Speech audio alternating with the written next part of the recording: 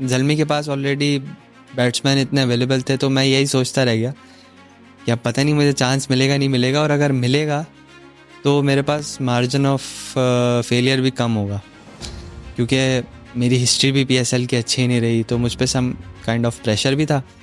साइम, अब हम चलते हैं थोड़े सेगमेंट्स की तरफ। पॉडकास्ट तो आपने कई किए होंगे, लेकिन सेगमेंट्स वाला पॉडकास्ट जो है वो पहला है, ये मैं आपको गारंटी से बता सकता हूँ। तो इस सेगमेंट में लाफ्टर बहुत है। क्या आप तैयार हैं? तैयार है ऑलवेज। देख लें। जी जी, देख लिया।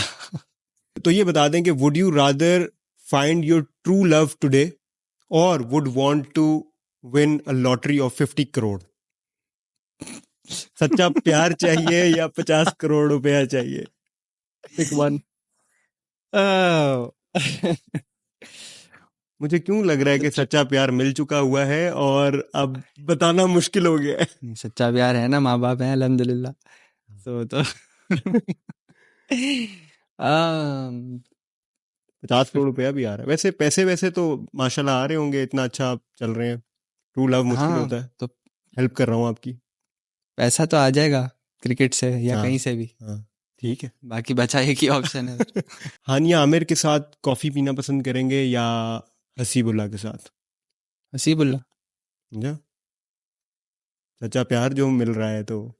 नहीं, वो बहुत अच्छा दोस्त है मेरा। हाँ, अगर आपको चांस मिले तो फ्यूचर के 10 दिन जो हैं वो आप जानना चाहेंगे या पास्ट का कोई एक दिन बदलना चाहेंगे अपनी जिंदगी का?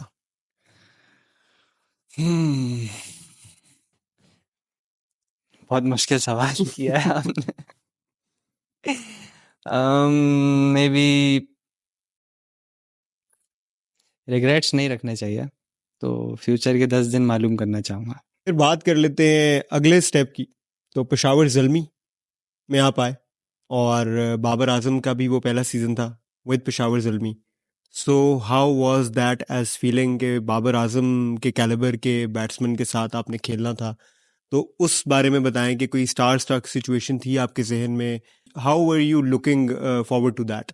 ऑनेस्टली, क्योंकि इससे पहले पीएसएल मैंने खेला था कोयटा के साथ ना, तो वो टोटली फेल्ड सीजन था मेरा।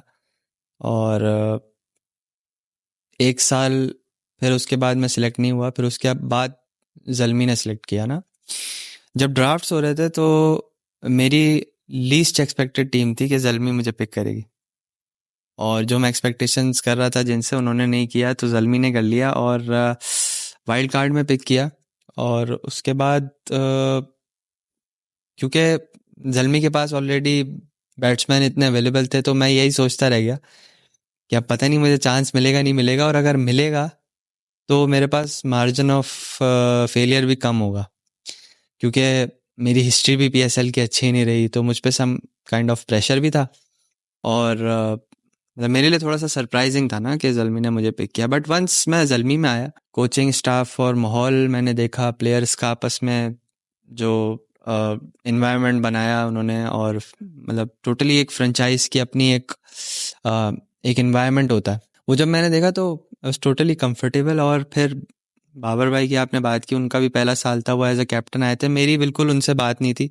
मैं उससे पहले मेरा ख्याल है उनसे मिला भी नहीं था, उनसे कभी बात नहीं हुई थी मेरी। बट हम मिले तो हम्बल हैं जिस तरह के, वो बहुत नेचर में बिल्कुल सॉफ्ट है, और कंफर्ट देते हैं प्लेयर्स को अपने साथ बात करने में, और जो भी पूछना हो पूछ सकते हैं, बात कर सकते हैं। एज ए यंग प्लेयर आपको कैप्टन कंफर्ट दे देता है, फिर टीम में आप सेटल हो जाते हैं। मुझे स्टार्ट से ही फिर उन्होंने चांस दिया, और परफॉर्मेंस होना ना होना अलग चीज़, लेकिन मुझे उस वक्त से ही जब से मैं जल्मी में आया हूँ ना, मुझे बहुत मज़ा आ रहा है खेलने में ना इनके साथ। I am totally enjoying the time with Zalmi. Yes. तो पहली ओपनिंग आपकी बाबर आजम के साथ जब हुई तो उस टाइम पे क्या फीलिंग थी? पेशावर जल्मी के लिए भी फर्स्ट टाइम था और सामने एक इतने कैलिबर के प्लेयर जो है वो खड़े हैं, तो वो कॉन्फिडेंस उनको आपसे मिल रहा था या उनके अक्रॉस द विकेट खड़े होने से प्रेशर मिल रहा था? How was that?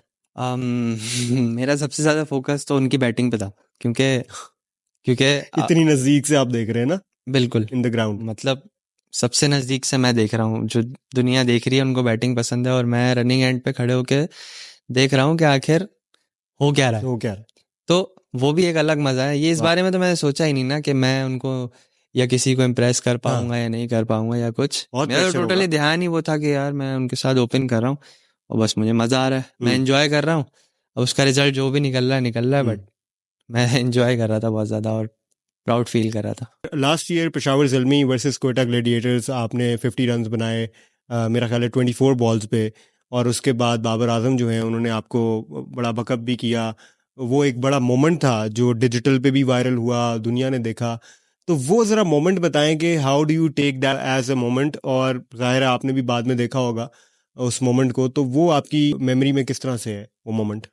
वो मेरे लिए बहुत स्पेशल इनिंग्स थी। हम्म। और क्योंकि कोयटा के खिलाफ भी किया था मैंने तो उनसे खेल भी चुका हूं उनके साथ। हाँ। और वो बाकी अप्रिशिएट करते हैं।